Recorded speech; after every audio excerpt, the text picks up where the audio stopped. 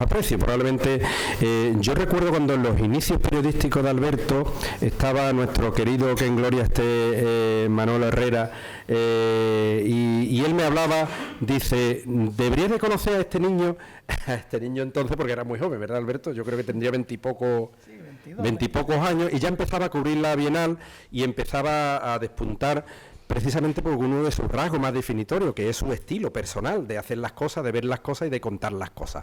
Ha sido, entre otras muchas, pregonero de la Semana Santa de Sevilla, director adjunto de ABC, ha hecho durante muchos años crónica de flamenco, entre otras cosas, y tiene una visión muy particular, muy generosa y muy amplia sobre el flamenco, del que me consta que es un gran aficionado. Y eso es precisamente lo que le destaca. Él es periodista de profesión y ejerce como tal, pero es un aficionado de condición al flamenco, y en sus manos nos ponemos para que nos cuente lo que él entiende que, como el título dice, ¿no? Sevilla es flamenca. Así lo dejamos, y aquí te lo dejo, recordando, y valga el momento, de un viejo amigo que nos honra, que tuvimos, que también fue un personaje muy interesante para hablar de él, sobre esa aportación de personas aficionadas, generosas y buenas, que no vivían del flamenco, pero vivía para el flamenco, y que posiblemente con personas como el Manolo que estamos recordando ahora, el flamenco de las peñas, el flamenco de las instituciones o de los sitios, se ha forjado precisamente con esa pluralidad y generosidad, con personas como él, no, sin ser artista y sin necesidad de serlo, pero tenía otros valores dentro de esa afición. Muchas gracias, Alberto, cuando quiera. Muchas gracias a ti, Ildefonso, es un placer esta invitación que me hiciste para participar en estos cursos, y es un placer aún mayor que lo hayas hecho hablando y que hayas presentado esto hablando de Manolo Herrera, porque precisamente yo vengo a plantearos una serie de cuestiones que aprendí, o más bien que de cuestiones de dudas que heredé de Manuel Herrera. Yo me precio, me vanaglorio de ser discípulo suyo, y de haber aprendido lo poco que sé, prácticamente todo de él. Y siempre presumo, cuando hablamos de Manolo Herrera, presumo de su amistad y, sobre todo, presumo de su humildad, ¿no? La lección más grande en torno al flamenco y a la vida que yo recibí de Manolo Herrera fue que, habiendo sido un hombre tan importante para la historia del flamenco en Sevilla y en cualquier otro lugar, para la historia del flamenco desde mediados del siglo XX hasta nuestros días, él nunca decía nada con absoluta seguridad. Todo lo dejaba un poco abierto por si venía alguien que le pudiera corregir o matizar, que además él recibía siempre con mucha alegría. Yo, siguiendo ese espíritu de Manolo Herrera y esa filosofía, pues vengo un poco hoy aquí con espíritu pequeño. Hace tiempo además que no participo en cosas de flamenco, porque mis quehaceres diarios en el periódico me lo vienen impidiendo, y eso me ha hecho cada vez más pequeño, cada vez más dubitativo. Tenía más certezas hace unos años que ahora, que creo que he podido escuchar mucho más, aprender mucho más. Y me he venido dando cuenta en este tiempo que todo aquello que decía Manolo Herrera, de que en el flamenco todo es que sí o que no, como dice la bulería de Cádiz, puede ser que sí, puede ser que no, esa es la verdad, que te lo digo yo. Me he ido empequeñeciendo en ese sentido, y me gustaría plantearos un carrusel de dudas. Y si me tenéis que interrumpir, por favor, hacedlo con absoluta naturalidad. A ver si entre todos conseguimos sacar alguna conclusión nueva, o que nos permita abrir nuevas hipótesis, pensar en nuevas cuestiones. El título de la charla me lo sugirió Ildefonso, y en principio me parecía muy comprometedor, ¿no? Sevilla es flamenca. me parecía muy comprometedor por varias cuestiones que voy a poner sobre la mesa. Pero luego me pareció también muy sugerente, ¿no? Y hasta divertido. Porque, claro, la primera cuestión que tenemos que plantearnos ante un título así es ¿qué es exactamente ser flamenco? ¿No? A partir de ahí ya empezamos a resolver todo lo demás. Yo creo que hay una diferencia muy grande entre tener flamenco, producir flamenco, acoger flamenco y ser flamenco. Creo que ahí es donde está el verdadero meollo de la cuestión. Y en este sentido, empiezo con espíritu muy crítico acerca de la situación de Sevilla en el flamenco. Yo voy a empezar por el final, la casa por el tejado. ¿Es actualmente Sevilla flamenca? ¿Lo ha sido alguna vez? Bueno, parecen preguntas un poco fuertes, pero si empezamos a repasar un poco su historia a vuela pluma, me van a permitir que dé grandes saltos. En el caso del baile, ya Cristina Cruces les ha hecho un recorrido magistral. Prefiero casi ni hablar de baile. Tenía algunas cosas que decir de baile, pero no las voy a decir porque voy a quedar en ridículo. Me centraré un poco más en la historia general. Van a venir otros maestros de la ciencia flamenca o del conocimiento flamenco a contarles muchas cuestiones de este tipo. Yo prefiero generalizar un poco. ¿Ha sido flamenca alguna vez Sevilla? ¿En qué consiste ser flamenco? Bueno, si uno repasa un poco la historia del flamenco en general y de Sevilla en particular, no hay nada nunca que sea absoluto, ¿no? Si nos vamos a las primeras referencias, los archiconocidos documentos del libro de la gitanería de Triana, del bachiller revoltoso, el posterior cartel de la venta del caparrós en Lebrija, las escenas andaluzas de Estebanés Calderón, en fin, lo que todo el mundo usa cuando empezamos a contar la historia, ¿no? Esa es otra de las grandes cuestiones que yo pongo sobre la mesa. ¿Ha estado bien estudiado el flamenco históricamente? Creo que en estos momentos sí, pero durante un gran periodo de la historia no. Por eso no tenemos grabaciones de muchos artistas en vivo, no tenemos referencias directas o científicas, y se producen muchas peleas entre investigadores acerca de cuál es el origen verdadero sobre diferentes cuestiones.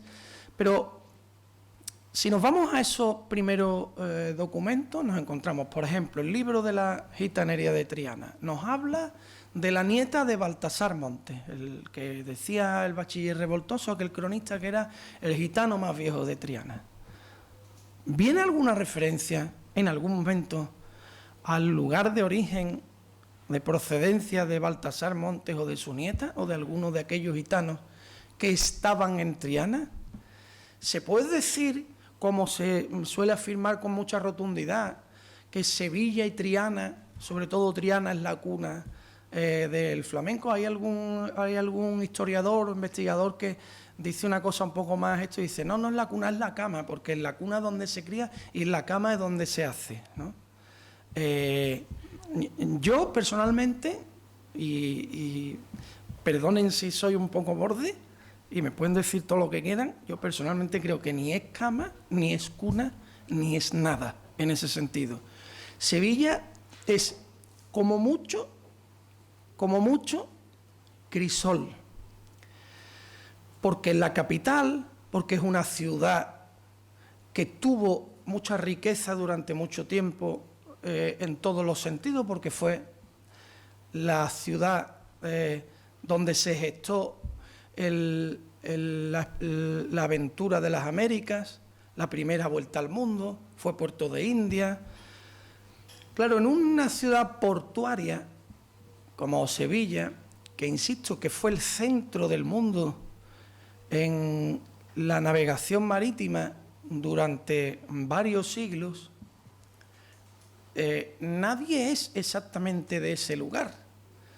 Se produce una, digamos, una mezcla de procedencias, de lugares, de gente de muchos sitios, que conforman un clima, un medio ambiente, en el que luego se producen, digamos, intercambios de información a nivel cultural también, ¿no? Si nos vamos a la...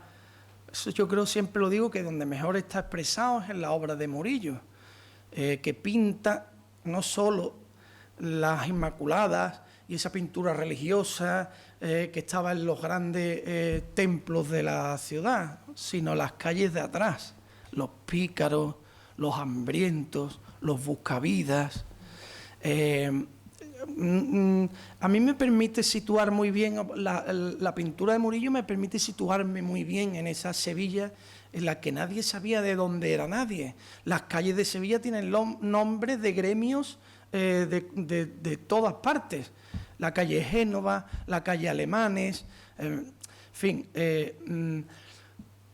¿Es Sevilla entonces cuna? Bueno, me cuesta trabajo decir que sí. ¿Va el flamenco río abajo o viene río arriba? Yo no tengo una respuesta para eso. Y me van a permitir que les diga que no me fío de nadie que me la dé. No me fío. Lo que sí puedo tener una mínima convicción es de que Sevilla es un espacio de convivencia, un crisol. El lugar donde todo eso se aglutina y con el tiempo toma una determinada forma. En las propias escenas andaluzas de Esteban Calderón, la famosa fiesta en Triana, se nos habla del Planeta y del Fillo. Sabemos que ninguno era realmente de Sevilla. Silverio no era de la capital, era de... Bueno, tampoco hay también muchas discusiones, aunque han aparecido documentos oficiales.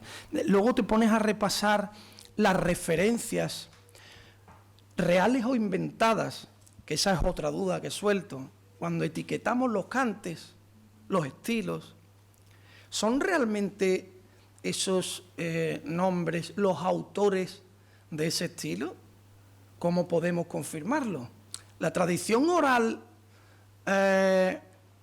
ha sido científica, es decir, han tenido un nombre desde hace 3 siglos hasta hoy sin que nadie haya metido bolas de por medio. Yo en esto siempre cuento la historia de Chano Lobato, a quien lo vi en la exposición de Aichi en Japón, explicarle a unos señores, después de cantarle, que lo que había cantado él era la soleá de Sorbete de Triana, que era un cantador muy frío, decía él, ¿no?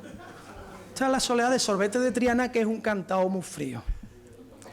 Y siempre, aquello me hizo a mí, claro, era una broma, ¿no? Pero me hizo reflexionar mucho, porque dije, bueno, ¿y cuántas veces no habrá pasado que a lo largo de este tiempo no haya llegado uno y haya dicho, este era Arcante del Nitri, que fue uno que... No, en fin, digo el Nitri, digo el portugués, ¿no? Y aquí voy a otra de las grandes dudas, ¿no? Una de las grandes referencias del cante de Triana por soleá es el portugués, que como por su propio nombre indica, era portugués o de ascendencia portuguesa. Era... quiero decir con todo esto que nada es absoluto. Quiero repetir mucho esa idea, ¿no? Nos ponemos a mirar los territorios de Sevilla, ¿no? Para salir un poco de esa parte histórica de, bueno, ¿quiénes eran sevillanos realmente? ¿Sevilla generaba o Sevilla recibía? Bueno, pues nos vamos a los territorios y nos encontramos con una serie de nombres en Triana, desde el ollero al alfarero, en fin, ya más cercano a nuestros días el teta, o sea, cantadores relacionados con oficios, ¿no? Luego vamos a Alcalá y nos encontramos a las Roesnas, Joaquín R. de la Paula, que la leyenda dice que esquilaba borricos en las cuevas del castillo, o Manolito de María, que si no es porque Caballero Bonal hace la primera exploración, digamos, etnográfica de audio del flamenco, no existiría, porque no lo habríamos escuchado, como a tantos que no hemos podido escuchar. Todo el mundo habla de la seguirilla, la cabal de Silverio. La cabal de Silverio que hoy conocemos es realmente la cabal que creó Silverio. ¿Creó Silverio esa cabal? Estoy hablando delante de varias personas que me dan hasta miedo, viendo allí al señor Soler, a quien saludo desde que es uno de los principales investigadores flamencos, para mí uno de los que más respeto y consideración merece y más admiración por mi parte. Estoy sometiendo a mucha atención todo esto. Si hay algún momento en el que necesites levantarte y decirme cállate ya, me lo dices.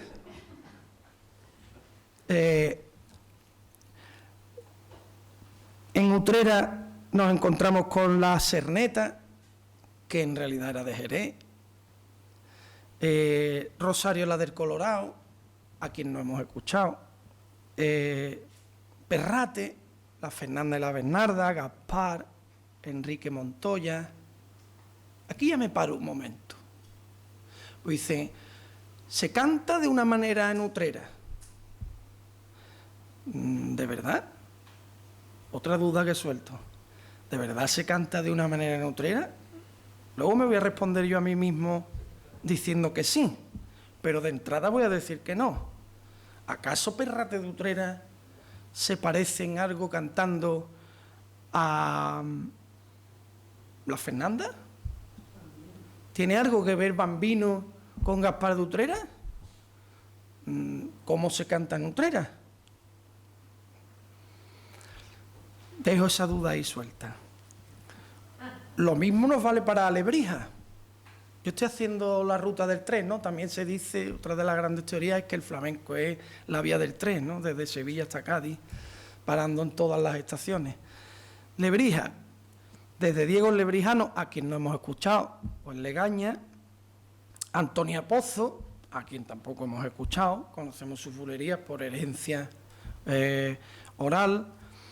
Hasta Juan el Lebrijano, para mí uno de los grandes genios de la historia del flamenco.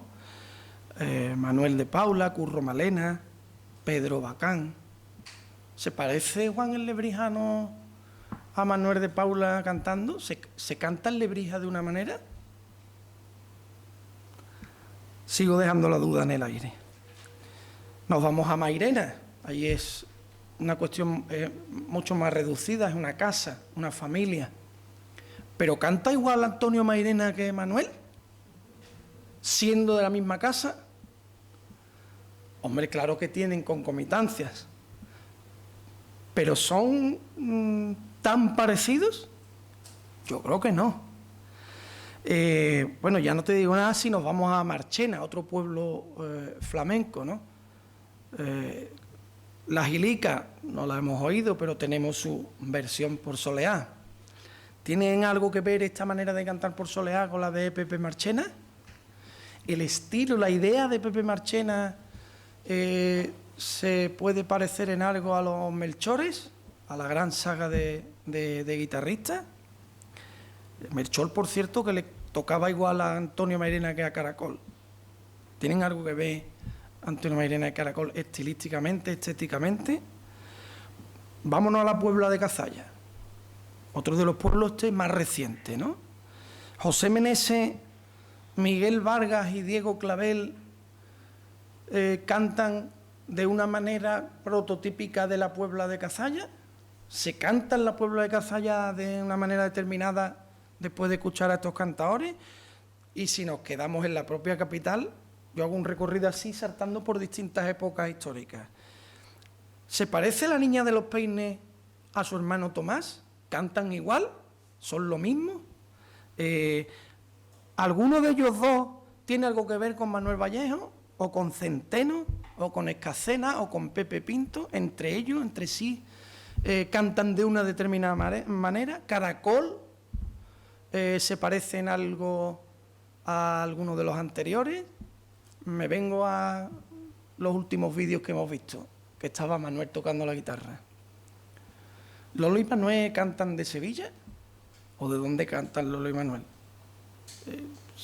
¿Tienen que ver con la Niña de los Peines, con Caracol, con Tomás? ¿Con quién tienen que ver?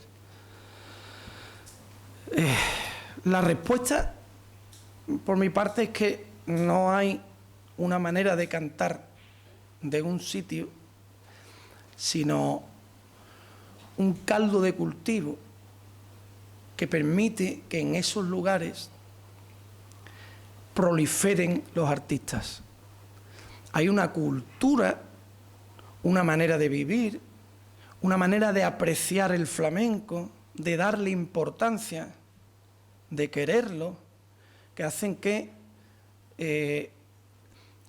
se tenga ganas de dedicarse a eso, que se viva, que se tiene un ambiente en el que el flamenco está cerca, está de la mano, y entonces te permite ser flamenco. Pero en Utrera, la Fernanda y Bambino podían coincidir en una fiesta y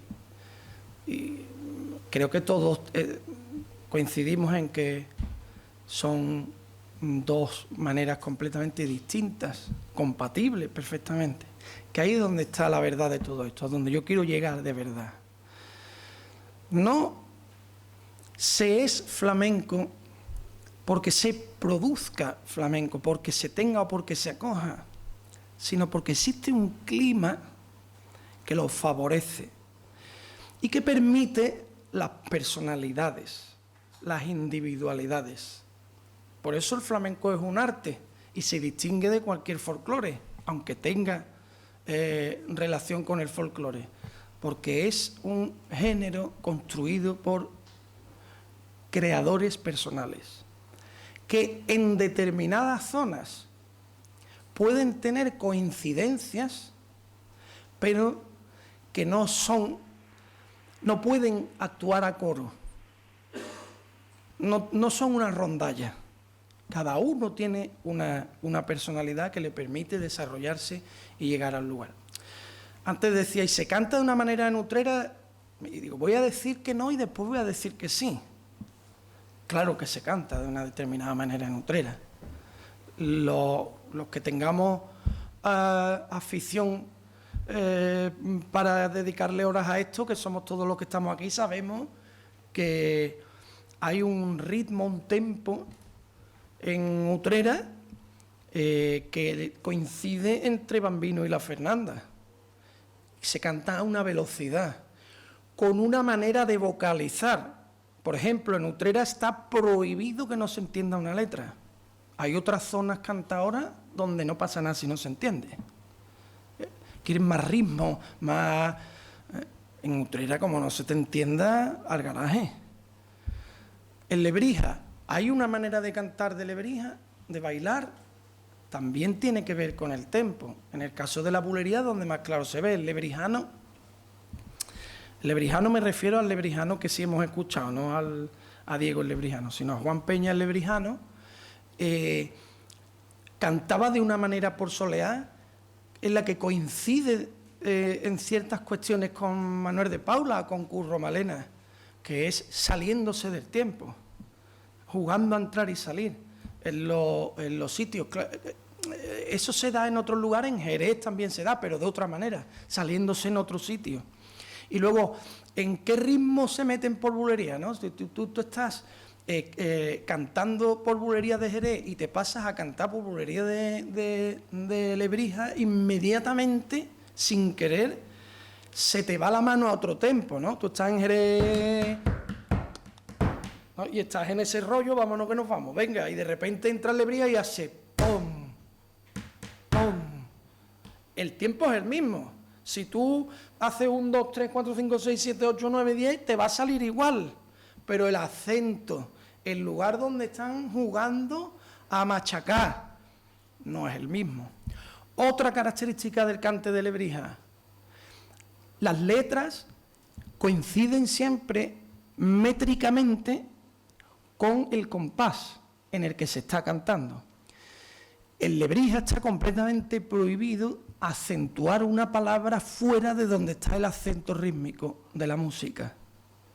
Esto es muy típico, se da ahora está muy de moda en el reggaetón en eso que dicen mañana y cosas de esas porque les viene bien cuadrar mañana.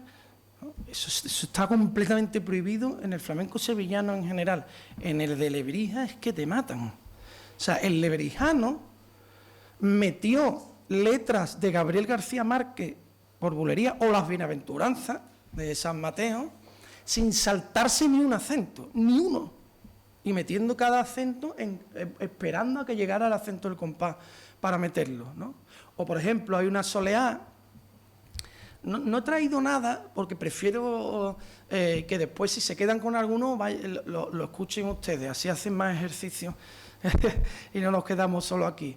Tiene una soleá que a mí me parece para estudiarla en los conservatorios, el lebrijano, que es Por allí viene mi bata, déjala pasar de largo, que esa es la que a mí me mata, la soleá de Juaniquín, otro personaje de Lebrija, que en realidad era de Jerez, igual que el Chozas de Jerez era de Lebrija, en fin, estas cosas que pasan en el vaivén, que dice, por allí viene mi bata, déjala pasar de largo, y él la canta diciendo, por allí viene mi bata, y hace, bata, y le cae la bata, pero vamos, del cielo a los pies, redonda, justo en el sitio de pa, pa, pa, pa, pa.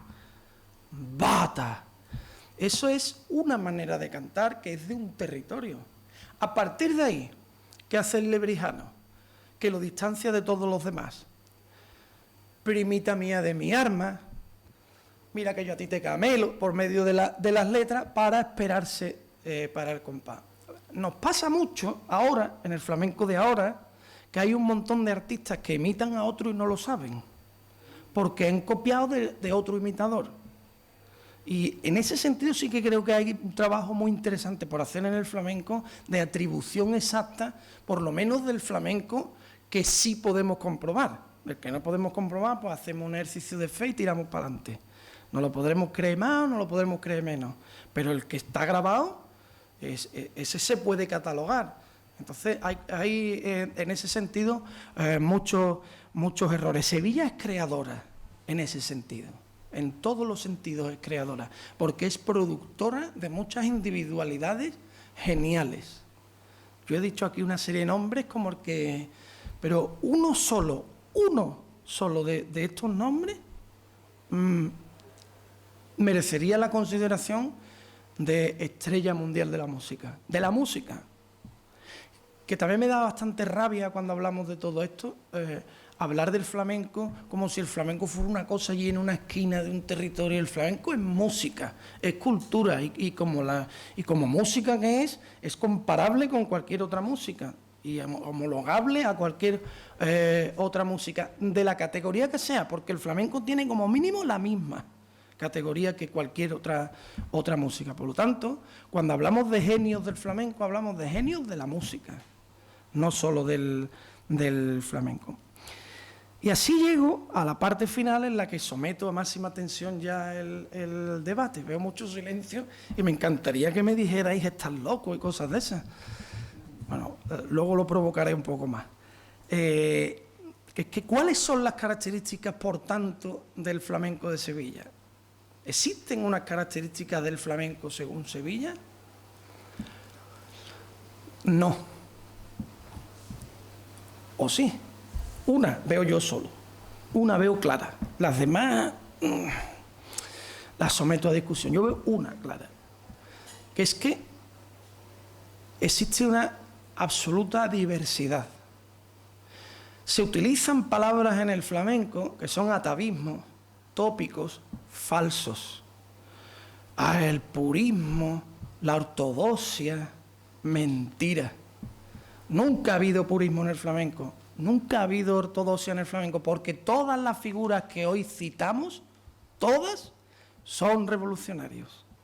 Todas han hecho algo que es absolutamente personal, que no existía cuando ellos llegaron. Otra cosa es que lo hayan hecho desde el respeto a la tradición, sin romper ninguna regla, sin tensionar, o tensionando, y luego el tiempo les ha dado la razón, tensionando a su tiempo y esperando que el tiempo les diera la razón. Yo no encuentro otra característica del flamenco de Sevilla. Sí diré que hay otras zonas flamencas en las que yo por lo menos detecto menos diversidad. Detecto bastante diversidad en Jerez, mucha diversidad en la zona de Jerez, en los puertos, pero hay otras zonas, tampoco quiero ofender a nadie, donde me parece que hay mucha más homogeneidad, donde casi todos los cantaores, bailadores, tienen un canon que perpetúan. En Sevilla, ¿qué es más sevillano? ¿No? Esa es la pregunta para respondernos a lo de la diversidad. ¿El cante de la niña de los peines o el de Lole Montoya? ¿El de Caracol o el de Pepe Pinto? ¿El de Lebrijano o el de Perrate de Utrera? ¿El de Antonio Mairena o el de la Fernanda? Pues todos, en mi opinión, son exactamente igual de sevillanos, porque a donde quiero llegar al final, y a lo mejor donde mejor se ve, es en la guitarra, de la que se habla poco, de la guitarra de Sevilla. Es verdad que es una escuela poco tanteada, o poco, digamos, exaltada en la historia del flamenco, la escuela sevillana de guitarra, porque ha habido otras que han sido más prolijas, no mejores, pero sí más prolijas.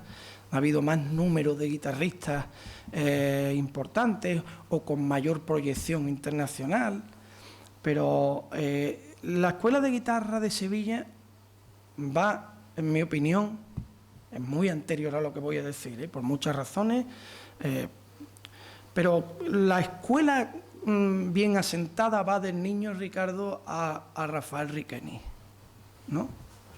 ¿Qué se parece el Niño Ricardo y Rafael Riqueni?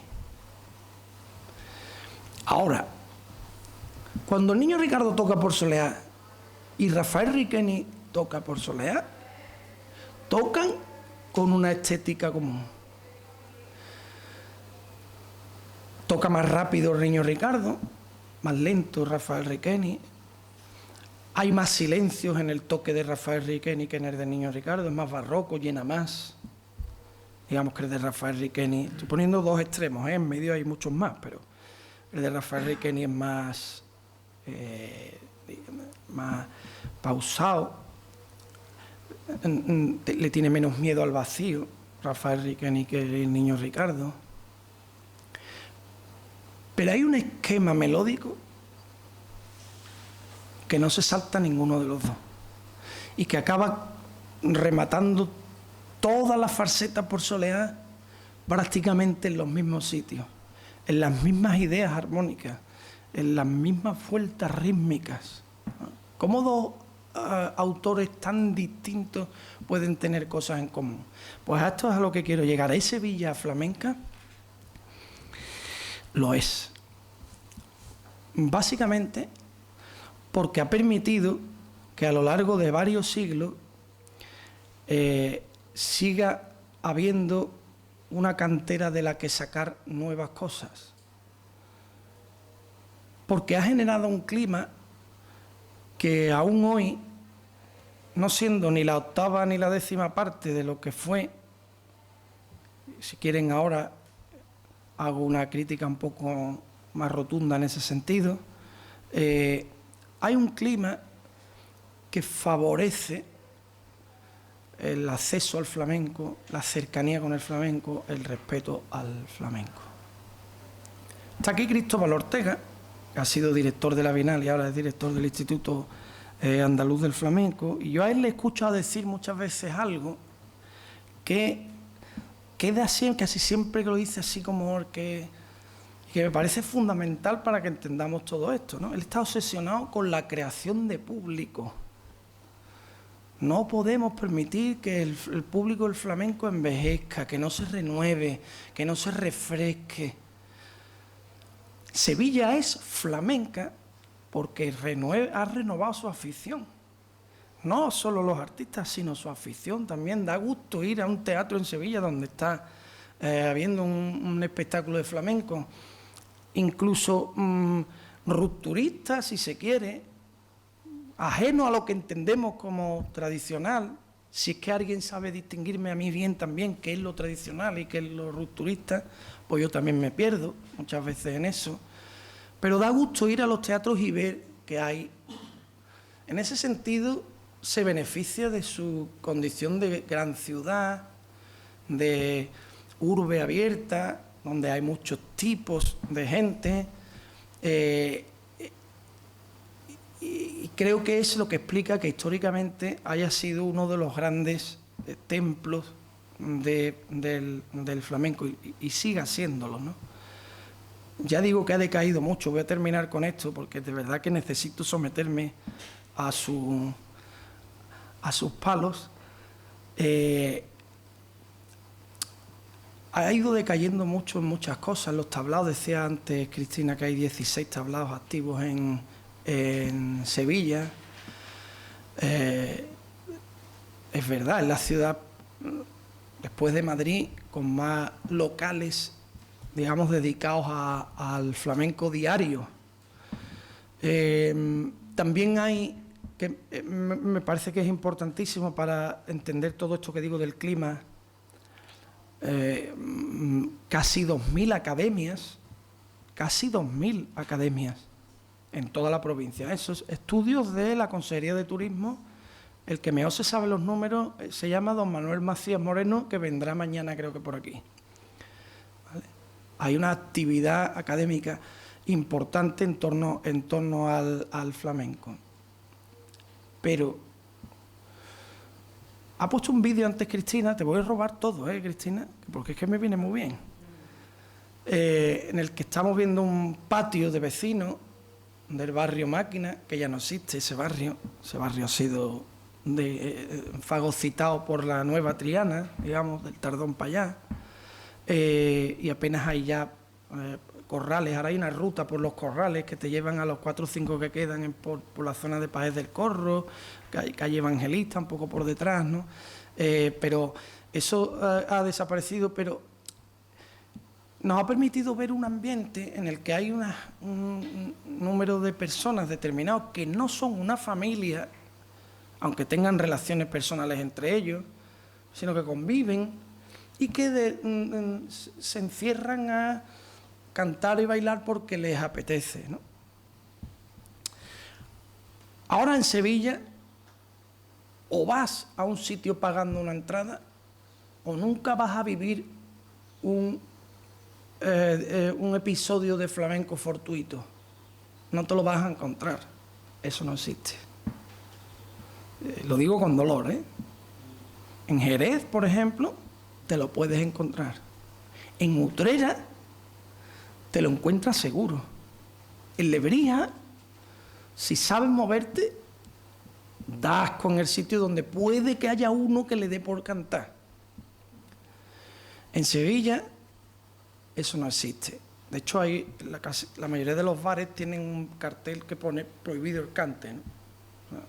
Se ha perdido el clima del flamenco a la mano, del flamenco de debajo de la calle, salvo en el Polígono Sur, donde todavía se hacen reuniones alrededor de una candela y se hace flamenco. Pero claro, es una zona que no es fácilmente accesible por cualquier persona que llegue a Sevilla buscando flamenco, ¿no? Para ellos sí, para el que viene de fuera no. Yo he visto en Jerez, por ejemplo, lo he vivido en primera persona hace 3, 4 años, antes de la pandemia justo, pues ya con la pandemia ya uno no ha vivido nada. Pero he visto en un buzón de correo un papelón de chicharrones en lo alto del buzón de correo y Diego Carrasco con Diego del Morao y Merced, que andaba en Chipiona y había ido para allá cantando y bailando alrededor del buzón. Sí, fue una escena de 20 minutos, media hora, se vieron allí, pim, pam, pam. Pero claro, un niño que pasa por allí y ve eso, obviamente tiene amor por el flamenco, porque lo tiene naturalizado.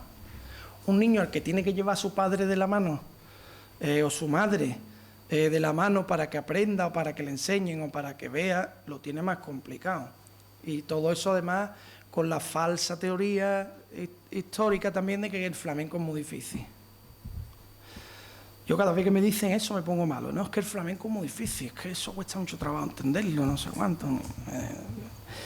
Y un ole lo sabe decir todo el mundo, No me diga cómo se llama la soleá, no hace falta. Yo no quiero que me diga el nombre, pero oye, si está bien cantado te entrarán ganas de decir ole, ¿no? Tan difícil no es. Basta con dejarse llevar, pero ¿dónde nos dejamos llevar, ¿no? Esa es mi crítica.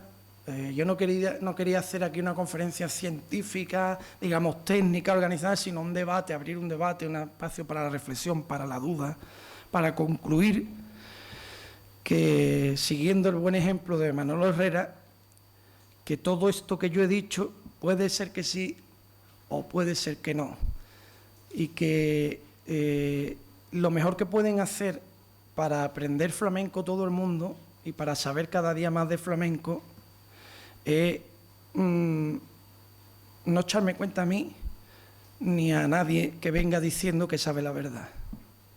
Mejor escuchar al que duda, como Manolo Herrera, que tenía una frase con la que termino que me parecía fantástica, que era cuando se entablaba un debate, una disputa. Hemos vivido muchas, me acuerdo alrededor de una bienal, unas peleas allí, que si Enrique Morente para acá, que si el otro para allá, que si el Lebrijano de venía, que si no sé qué, no sé cuánto, que si para arriba, para abajo. Y entonces cuando llegaba el turno a Manolo Herrera, él siempre decía,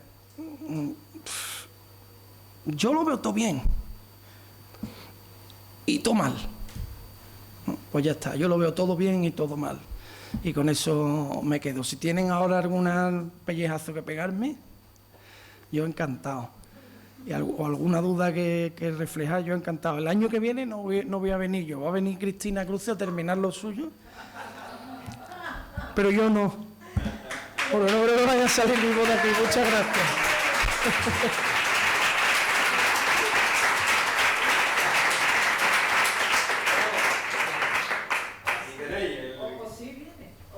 ¿O sí? Venga, Cristina la responde también, la respondemos los dos. Ahí. Bueno, pues ahí va. Yo tengo todas las Enhorabuena. Me he acordado de una letra por solear de muy bien, pero ¿qué cosa dice este loco que nunca dice la verdad? La incertidumbre son siempre fructuosas y saludables. Un par de cosas solamente.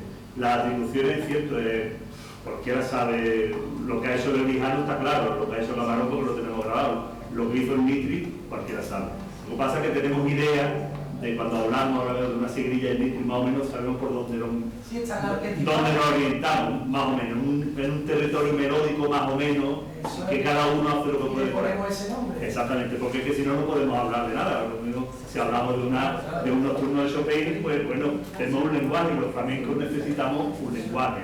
Una malagueña de Chacón, sabemos lo que es, y una malagueña de la Trini, sabemos más o menos lo que es. Eso por un lado.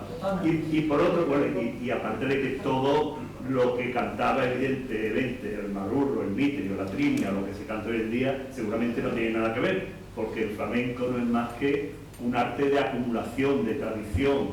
Es una, como decía don Raúl Menéndez Pidal, vive en variante, o sea que se va acumulando y cada uno le va aportando una cosa. Eso está claro. Lo que pasa es que hay unos hitos que nos quedamos, bueno, pues esto es la referencia. Malagueña Chacón, ahí está, o Seguirilla no Torres. Y nos sirven, son útiles. Son útiles y siempre hay que discutirlas. Y siempre hay que decir, oye, pues esto resulta que es anterior, antes de que Manuel Torres cantaba esto, lo cantaba otra persona porque se ha descubierto un documento, etc. Siempre es susceptible de investigación.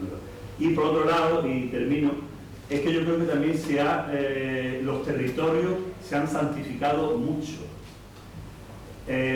el cante de Jerez, o el cante de Sevilla, o el cante de Levante, o de Málaga, y lo importante son los individuos, porque es que bueno, las raíces, vamos a ver, la gente tiene piernas y aviones, tú ahora vas a coger el ave de Bulli corriendo, tú no estás todo el santo día en Sevilla. O sea que la gente viaja, ve, recibe influencia, etcétera, etcétera, etcétera. Nos contaminamos afortunadamente. Entonces, claro, esa santificación del territorio no es que conserva puro el cante de tal sitio. Bueno, el flamenco, como todas las cosas, puro es el wolframio, pero el flamenco no puede ser puro. Como todas las músicas, son influencias mutuas y la gente, los individuos, los que tienen capacidad, parten de un territorio donde hay unos componentes. Claro, si tú te crías en la calle Nueva de Jerez, pues entonces hay unas motivaciones que no va a encontrar, por ejemplo, en la Puebla de Cazalla. Hay unos códigos. El compás pues, no es un valor importante. Exacto. Entonces, claro, tú de ahí, a partir de ahí creces, pero salen los individuos geniales o grandes creadores, como ha dicho un Dervijano, un Marchena, un Caracol, Mairena, etcétera, etcétera, todos los que ha ido aumentando acertadamente. Cada uno son individualidades que parten de un territorio, pero que los trascienden afortunadamente. Si no va a hacer solamente lo que hacía su abuela, entonces eso no es arte, eso es, pues, ha conservado un patrimonio bonito, pero que no ha crecido. Yo siempre digo, hablando de esto, por poner un ejemplo muy claro, que la Fernanda la ha dado mucho más a Utrera que Utrera a la Fernanda. Y Utrera le ha dado tela a la Fernanda, ¿no? Pero al final, claro que el artista tiene unos códigos que ha recibido en su zona natural, porque todos seremos toda la vida lo que fuimos de niños, ¿no? Si tú de niño has escuchado cantar de una determinada manera, por mucho que tú te enfrentes a esa manera, la tienes asumida, la tienes dentro y ni siquiera eres consciente. Y claro que hay cosas que te van en el subconsciente o de manera subliminal te van a llevar a eso. Es inevitable. Ahora, se es grande en el flamenco y se pasa a la historia porque no se parece uno a nadie y nada más. Y todo lo demás existe además una engañifa, ¿no? Voy a meter otro tema que en mi opinión es durísimo, que es: tienes que cantar la seguirilla del Marrurro, la de no sé quién, y la de, joder, ¿y por qué no puedo cantar la mía? Yo puedo también cantar, si conozco el canon, sé cómo es, conozco los tiempos de la seguirilla, en qué armonía se mueve y qué tipo de melodía. Y una cosa muy importante también, que nunca se dice en el flamenco cuando se conjugan todos los elementos necesarios para hacer un cante. La filosofía de ese cante, la filosofía literaria. No se puede cantar por seguirilla diciendo que bien me lo estoy pasando, nos hemos tomado 3 copitas. No, por seguirilla hay que padecer. Y por alegría hay que alegrarse. Entonces, esa filosofía, si tú respetas todo eso, ¿por qué no puedes tú? Yo estoy en contra absolutamente de eso. Además, en el flamenco hay unas colisiones en ese sentido impresentables. O sea, un cantador que canta una cosa suya no vale nada. Sin embargo, un guitarrista que toca una falseta de otro no vale nada. Oiga, vamos a ponernos de acuerdo. El guitarrista tiene que ser creador y el cantador no. En el baile es donde mejor está resuelto, creo yo. Porque nadie se plantea si el paso tal es que lo hacía Antonio. Oye, está bailando. Cada uno baila lo que no le va poniendo nombre a todo. Ese es la media vuelta de Manuela Vargas, ¿no? No. En el cante, sin embargo, no, eso es de Enrique Morente. Eso es que lo cantaba Mengano, eso lo cantaba Zutano. Y sin embargo, en la guitarra, como te distingan una falseta, te mandan al garaje. Tienes tú que ser inventor de falseta, oiga. Pero usted no se da cuenta que este hombre puede ser un monstruo tocando la guitarra porque tiene las cualidades técnicas y el oído y ser un malísimo compositor. Y no pasa nada. Pues eso en el flamenco no está resuelto. Yo es que me enrollo. No, hombre, está muy interesante todo lo que se ha dado. Paco Escobar. Bueno, gracias Alberto, gracias como siempre por adentrarnos en este espacio de la incertidumbre, porque siempre hay que revisitar, ¿verdad? Y poner en tela de juicio, incluso cuando a veces vamos por certeza, determinados acertos que no lo son, que no lo son. Efectivamente habría que deslindar como mínimo las 3 modalidades, porque Ya incluso la exposición, ¿no? Los planteamientos que tú proponías ya nos estaban invitando a delimitar qué pasa en el caso del cante, el baile, la guitarra, solamente por circunscribirme al caso de la guitarra, puede que sí, puede que no, sí. Ese arco que tú has trazado, efectivamente, del canon ricardista, es decir, es Niño Ricardo, lo que no sabemos es esa propia historia de dónde bebe, si está por ahí el maestro Pérez, si está por ahí el caso de Javier Molina, como dice, se ha dicho en el estado de la cuestión, ese triángulo, por un lado Javier Molina, Manolo de Huelva, que bebe a su vez del estilo, ¿no?, del aire gaditano, Ramón Montoya, con el canon clásico flamenco. Quizás sería la otra historia. Lo que sabemos es que esa recepción también a modo de crisol llega a la estética de Niño Ricardo, y Niño Ricardo va asentando un canon que en cierta medida ha viajado en el tiempo, y por eso culmina en el guitarrista del cruce estético de Rafael Riqueni, ¿verdad? Y podemos hablar incluso de una escuela sevillana del toque a partir de Niño Ricardo. Y hay una... Paco de Lucía es ricardista. Claro. Es su hermano Ramón de Algeciras, es el tío más ricardista. Claro. Su padre era ricardista. Sí. Pues claro, eso está al final. ¿Toca Paco de Lucía por el Niño Ricardo? No, finalmente no.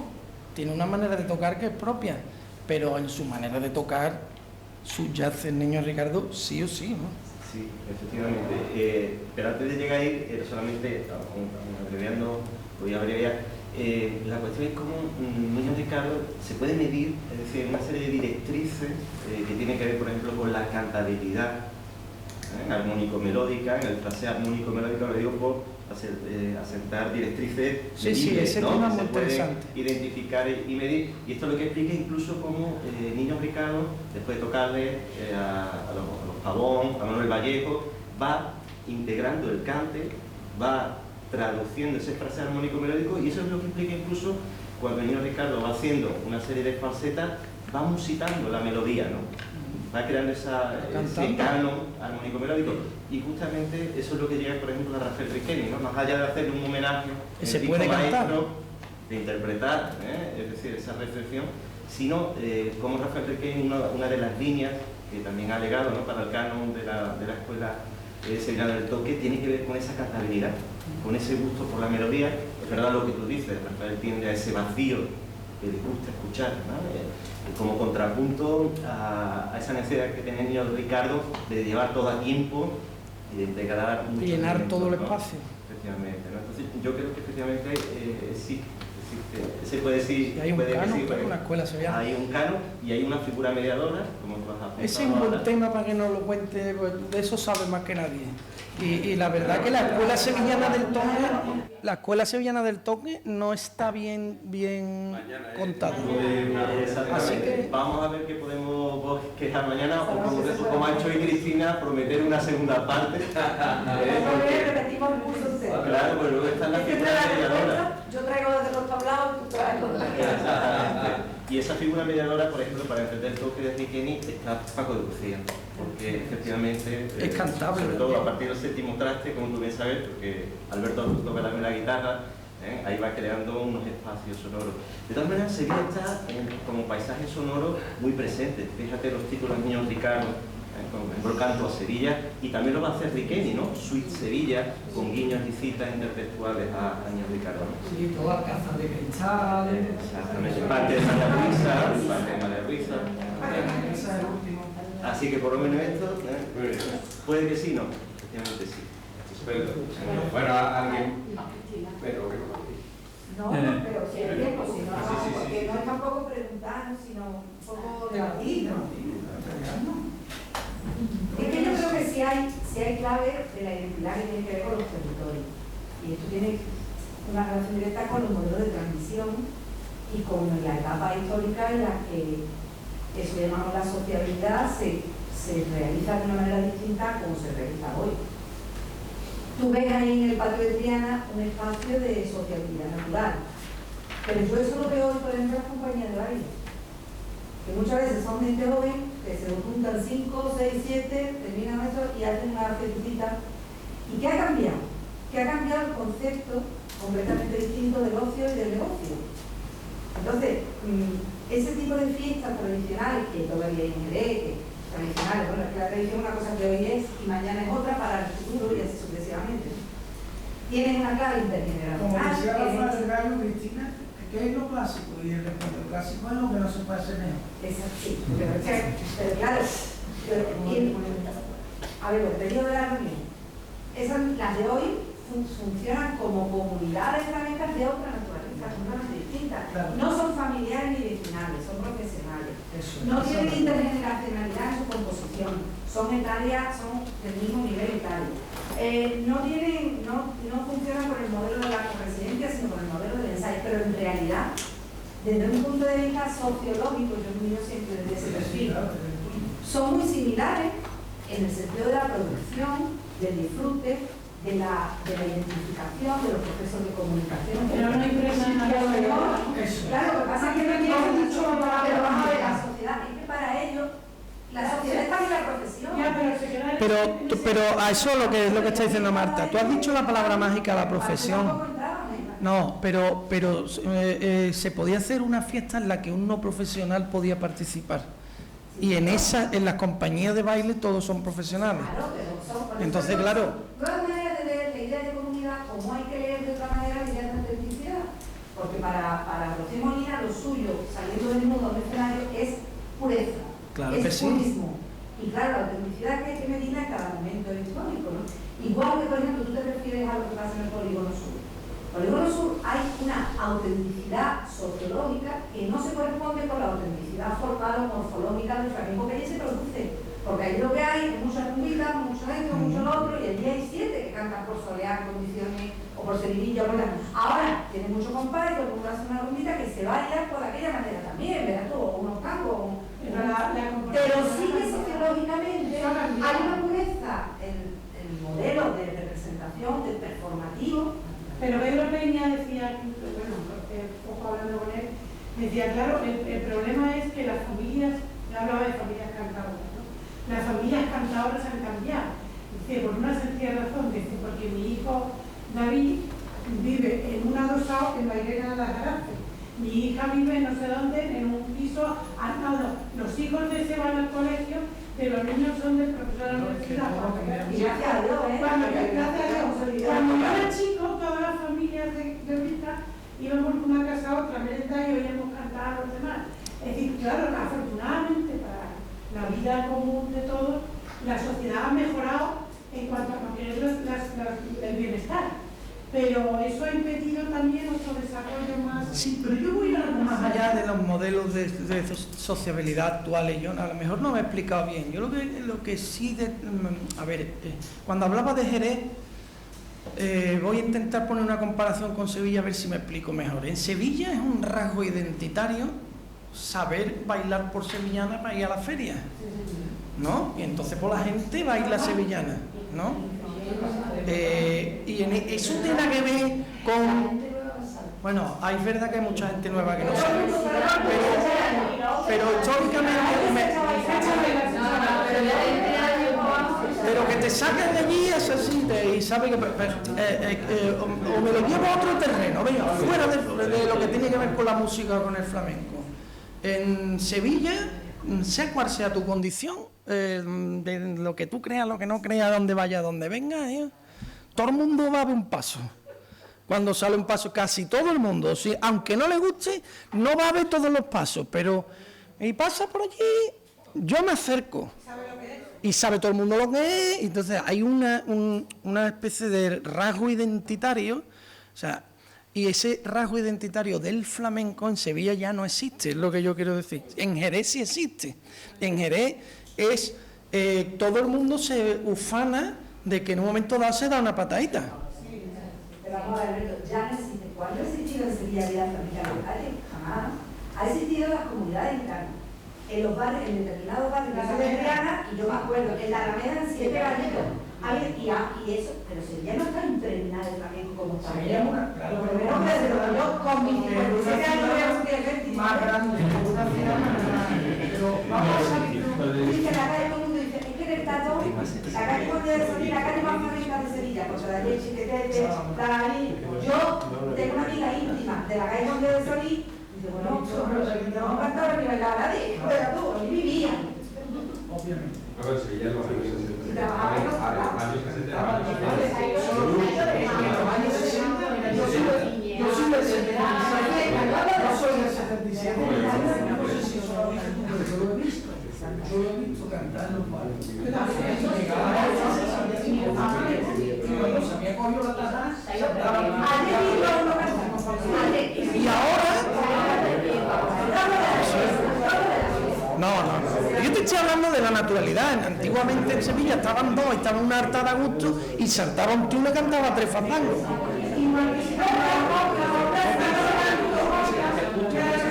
Y ahora no se canta. Es evidente que hay una territorialización del flamenco clarísima. El universal, cada uno puede dedicar la información donde quiera ahora mismo, y el concepto geográfico cada vez tiene más utilidad para ayudarnos a entender cómo funciona la creación y cómo funciona el mundo. Pues yo dejo otra duda más en el aire, ya que has dicho tú eso. ¿El exceso de información es bueno o es malo? Ah,